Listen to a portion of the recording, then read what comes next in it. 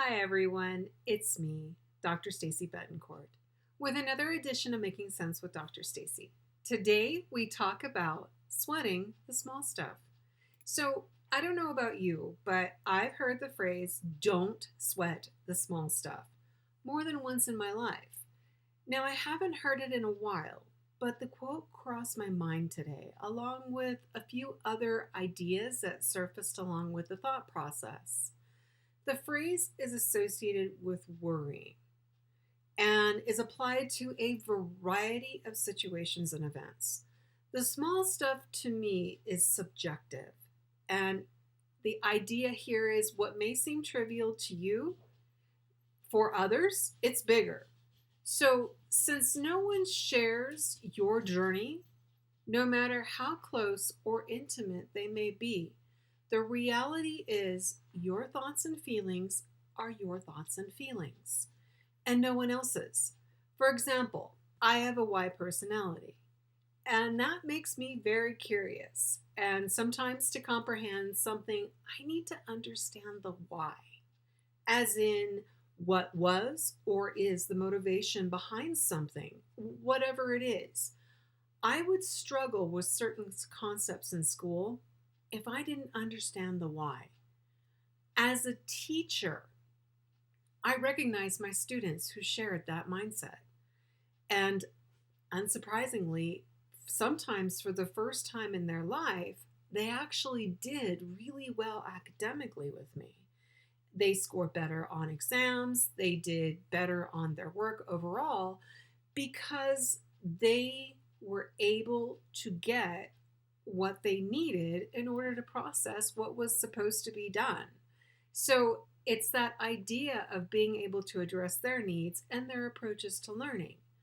Now, for those without the why process way of thinking, it's harder to understand how others process the information. And drawing this back to our main topic of sweating the small stuff, I think that those who rely on the statement of don't sweat the small stuff may have trouble relating to the why personality of people due to a lack of understanding of why you may be more concerned about every detail or problem as we seek ways to solve issues or situations. Now, one of the best ways I have discovered is to focus on what needs to be accomplished.